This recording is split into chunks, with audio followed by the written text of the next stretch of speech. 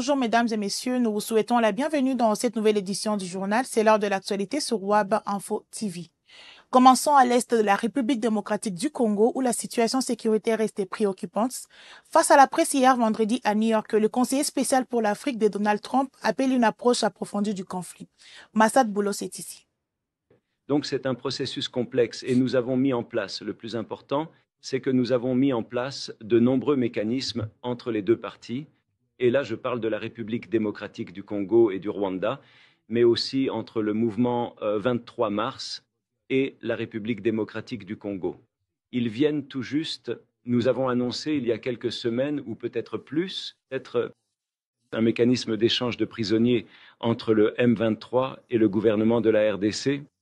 En fait, ce matin même, j'ai eu le privilège de rencontrer le chef du Comité international de la Croix-Rouge, car cet accord est entre le mouvement du 23 mars et le gouvernement de la République démocratique du Congo, mais il est facilité par le Comité international de la Croix-Rouge. Et cela a été conclu à Doha. Donc il y a de bonnes avancées et de bons progrès qui se produisent à Doha. Nous avons donc d'abord eu la déclaration de principe. Ensuite, nous avons eu cet échange de prisonniers et nous travaillons également sur un certain nombre de mesures de renforcement de la confiance. Mais quant à savoir s'il y a des obstacles à ce processus en particulier, vous savez, il s'agit d'un dialogue interne. C'est un conflit. Il faut s'attaquer aux causes profondes du conflit.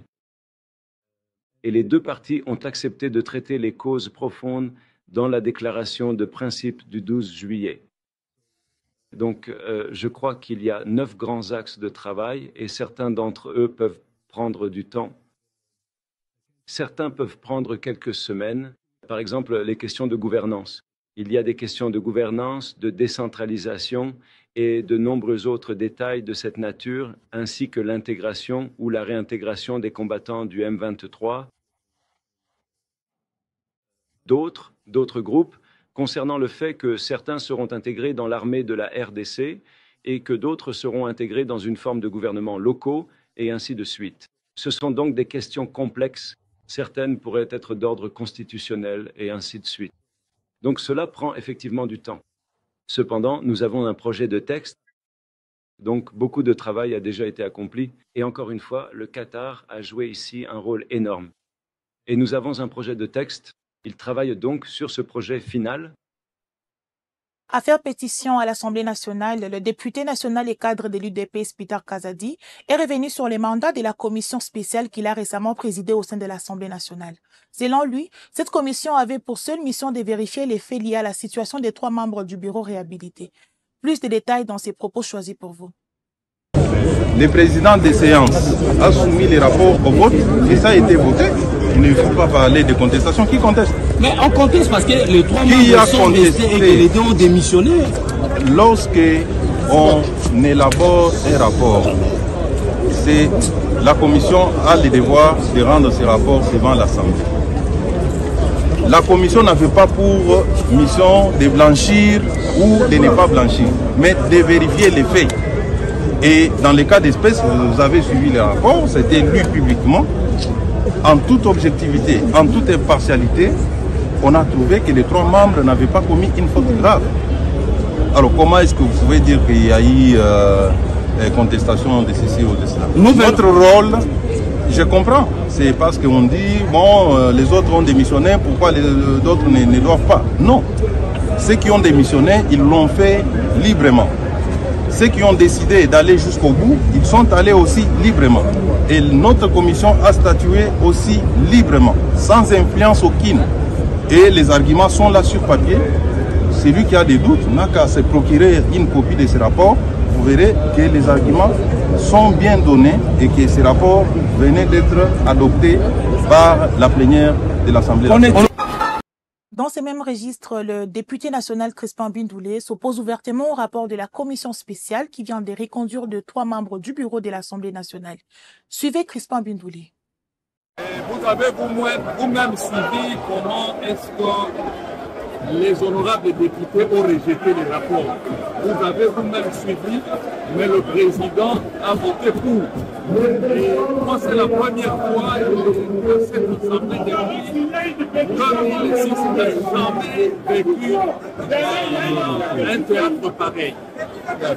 Parce qu'il a soumis au vote, la majorité a rejeté les rapports, mais lui reconnaît les rapports et il retire ça.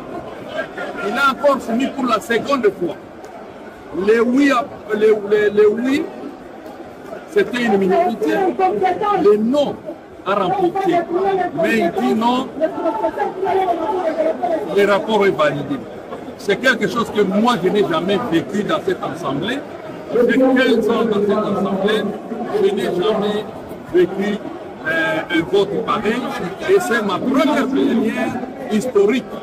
Et je dis, nous allons nous concerter tous les signateurs de ces pétitions pour prendre des décisions qu'il faut.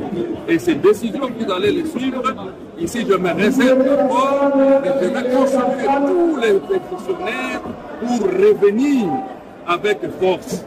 Qu'est-ce que vous reprochez aux membres qui sont restés maintenus par la commission? L'incompétence, vous avez vu vous-même, l'incompétence notoire. Même aujourd'hui, on ne nous a pas distribué les pétitions, on ne nous a pas donné même le rapport de la commission. Or, le règlement ici dit qu'il faut qu'on nous distribue les rapports de 48 heures avant la séance plénière. On n'a pas respecté tout ça. Et cela, c'est chaque jour. Le non-respect de ces règlements. Merci. Voilà que la salle, vous venez de vous-même la salle.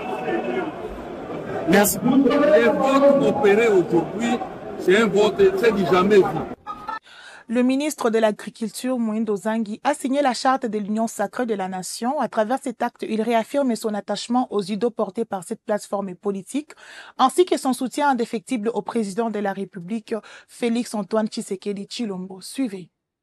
Nous sommes venus au siège de l'Union sacrée de la nation congolaise pour d'abord apporter notre soutien à tout ce qui s'est passé. C'est vrai que nous avons participé activement à l'élaboration du règlement intérieur. Nous sommes contents que notre plateforme soit redynamisée. Mais je suis arrivé pour signer d'abord en tant que ministre ma confirmation de l'appartenance à l'Union sacrée et au soutien au chef de l'État Antoine Félix Tshisekedi Tshilombo et signer en tant que chef de regroupement AADA, l'un des plus grands regroupements, effectivement, qui a eu des députés à l'Assemblée nationale. Et nous sommes prêts, ensemble avec tous nos militants du pays, avec le parti AVRP qui a déjà signé les jours du Congrès, pour pouvoir apporter et réaffirmer notre soutien au chef de l'État, à son mandat, à sa vision et à sa manière de diriger le pays.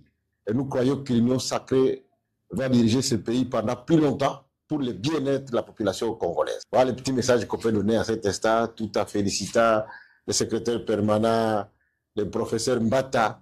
Grâce à lui, en tout cas aujourd'hui, l'Union sacrée a retrouvé ses formes. Merci beaucoup.